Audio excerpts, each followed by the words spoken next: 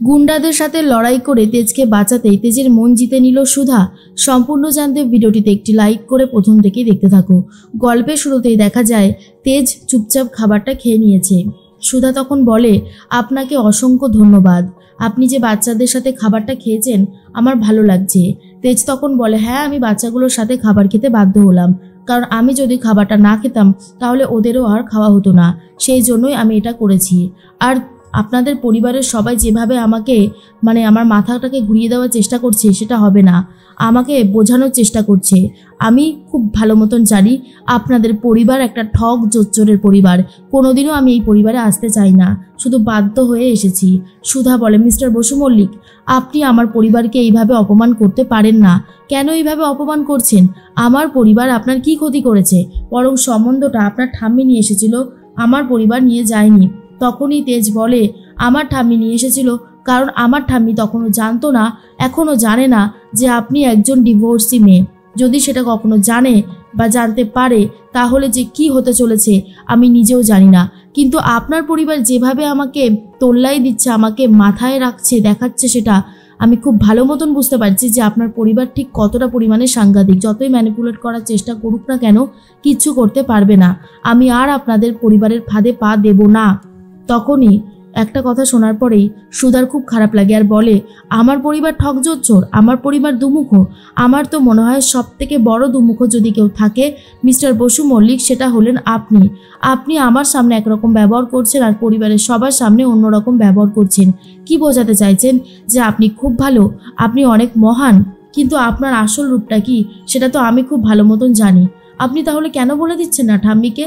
আমি তো অনেক আগেই বলতে চেয়েছিলাম, তাহলে আপনি কেন বলতে দিলেন না? কই এই বেলায় তো আপনি আর কিছু বলছেন না। এর মধ্যেই মনে মনে একটা কথাই তেজ ভাবতে থাকে, সুধা আমাকে এইভাবে বলছে। তেজ বসু মল্লিকের চোখের দিকে তাকিয়ে যে কথা বলতে পারে না, আজ সে এত বড় বড় কথা বলছে।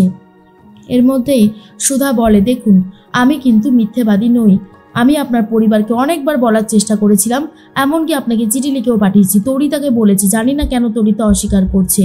তবে আমি মিথ্যেবাদী নই। আমি এই কথাটা আপনাকে আজকে ক্লিয়ারলি জানিয়ে দিলাম মিস্টার বসু মল্লিক, আপনার যা ইচ্ছা করুন। আপনি ঠাম্মিকে না জানালেও আমি জানিয়ে দেব যে আপনি আমাকে জানাতে দেননি যে আমি ডিভোর্সি।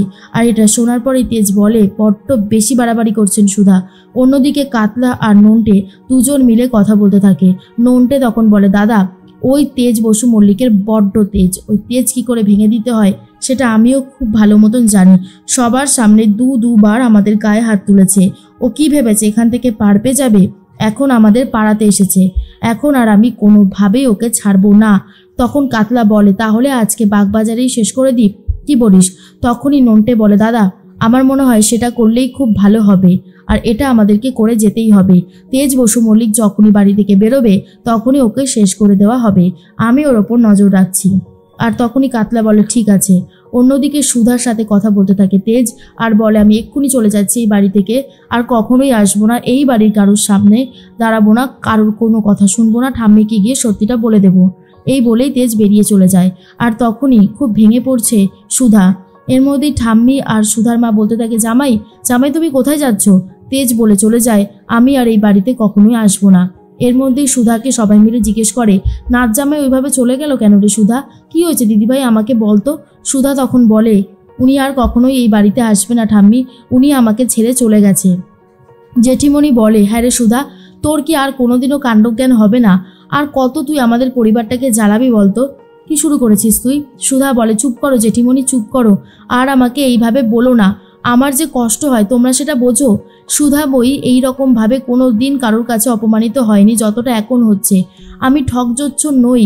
তোমরা কেন বলনি মিস্টার বসু মল্লিককে সবটা? আজকে মিস্টার বসু মল্লিক বারবার আমাকে ভুল বুঝছে শুধুমাত্র তোমাদের জন্য। আমি কি তোমাদের কাছে এতটাই বোঝা হয়ে গিয়েছিলাম? কথাটা শোনার পর ঠাম্মি বলে, তোকে কি তেজ বা তেজের ঠাম্মি কিছু বলেছে? বল না, তেজের ঠাম্মি কি তোকে কিছু বলেছে সুধা? সুধা বলে, উনি আমাকে কি বলবে? উনি তো এখনো সত্যিটা জানে না, কিন্তু যখন সত্যিটা জানতে পারবে তখন যে কত বড় সমস্যা আসবে সেটা আমি খুব ভালো মতন জানি। মিস্টার বসু মল্লিক রাগ করে বেরিয়ে গেল। এর মধ্যেই দোয়েল মনে মনে ভাবে, কি ভেবেছিলিস সুধা তুই আমার জায়গায় গিয়ে খুব সুখে শান্তিতে সংসার করবি? সেটা কখনো হবে না, আর ভগবান সেটা হতে দেয় উনি। বেশ হয়েছে, এখন দেখ কেমন লাগে। অদিতি তখন বলে, কত বাড়ির বউ তুই, কত বড় বড় লোক বাড়ির বউ, আর তুই কিনা শেষ পর্যন্ত এইসব করে বেড়াচ্ছিস। হ্যাঁ তুই সুধা, আমি বারবার করে বলছি তুই কিন্তু তেজের সাথে তর্ক করিস না, তুই তেজের সাথে নিশ্চয়ই তর্ক করেছিস বলেই ওরকমভাবে রাগ করে চলে গেল। এর মধ্যেই তেজ তো হাঁটছিল, আর ঠিক তখনই কাতলা আর নন্টে দেখে নেয়, পেছনে ফলো করতে শুরু করে দেয়। এর মধ্যেই সুধা বলে, মিস্টার বসু মল্লিক নিশ্চয়ই এখন বাড়িতে গিয়ে ঠাম্মিকে সবটা বলে দেবে। মিস্টার বসু মল্লিকের যা রাগ দেখলাম, কি করব আমি এখন। এর মধ্যেই নন্টে আর কাতলা দুজন মিলে ফলো করছিল, আর কাতলা বলছিল আজকে ওই মিস্টার বসু মল্লিককে শেষ করে দেব। তখনই সুধার দাদা সবটা শুনতে পেরে যায়, আর সুধাকে ফোন করে আর বলে, সুধা সুধা ওই কাতলার দলবলের ছেলেরা তেজ বসু মল্লিককে মারতে যাচ্ছে, তুই শিগগিরই আয় সুধা। সুধা তখন বলে, আমি এক্ষুনি আসছি দাদাভাই। এরপরই সুধার মা বলে, কি হয়েছে সুধা, তুই এমন হন্তদন্ত হয়ে কোথায় যাচ্ছিস? সুধা বলে, মা আমি তোমাকে সবটা এসে বলবো, এখন আমাকে যেতে দাও, আমাকে যেতেই হবে। এর মধ্যেই কাতলা ঘিরে ফেলেছে তেজকে আর বলে, কি ভেবেছিলেন আমার সুধাকে আমার কাছ থেকে কেড়ে নিয়ে আপনি ভালো থাকবেন? আপনাকে যে আমি কোনোভাবেই ভালো থাকতে দেব না। আপনি আমাকে মেরে পুলিশের হাতে তুলে দিয়েছিলেন, আজ আপনি কোথায় যাবেন? আজ আপনাকে উচিত শিক্ষা দেব। তেজ তখন একটু হলেও ভয় পেয়ে যায়, কারণ যতই হোক তেজ ঝামেলা করতে চাইছিলই না। এর মধ্যেই নন্টে বলে, অনেকবার বেড়েছেন, আমাকে তখন মেরেছেন, এবার দেখুন কেমন লাগে। এরপর তেজ নিজের চশমাটা খুলে আগে পকেটে ঢুকিয়ে নেয়, তারপর গুন্ডাগুলোকে মারতে শুরু করে। এদিকে সুধা হন্তদন্ত হয়ে খুঁজে চলেছে তেজ কোথায়। মিস্টার বসু মল্লিককে যতক্ষণ না পাচ্ছে ততক্ষণ ভালো লাগছে না সুধার। মনে মনে ভাবতে থাকে, কোথায় গেল মিস্টার বসু মল্লিক। এরপর তেজ তো গুন্ডাগুলোকে বেধড়ক মারছিল, ঠিক তখনই নন্টে এসে মাথার পিছনে এমন জোরে আঘাত করে যে তেজ পড়ে যায়। আর তখনই কাতলা তেজ বসু মল্লিককে শেষ করে দেবে বলে প্ল্যান করে। ঠিক তখন চলে এসেছে সুধা আর বলে, খবরদার, আমার স্বামীর গায়ে কেউ যদি হাত দিয়েছো তাহলে খুব বড় অন্যায় করবে, আমি তোমাদের ঠিক থাকতে দেব না। এরপর সুধা নিজেই বড় একটা লাঠি নিয়ে সব গুন্ডাগুলোকে মারতে শুরু করে আর বলে, খুব শখ তাই না, তেজ বসু মল্লিকের গায়ে হাত দেওয়া মানে পাপ করা। আমি তোমাদের কাউকে ছাড়বো না। কাতলা দা, কেন এরকমটা করছো?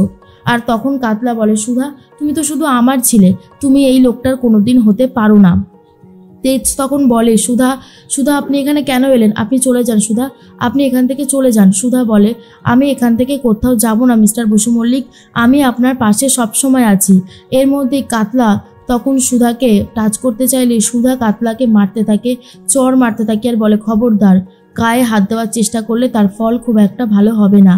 এর মধ্যেই তেজ মনে মনে ভাবে, সুধা এইভাবে তার পাশে রয়েছে। তেজের মাথায় আঘাত লাগে বলে তেজকে বাড়িতে নিয়ে যাওয়া হয়।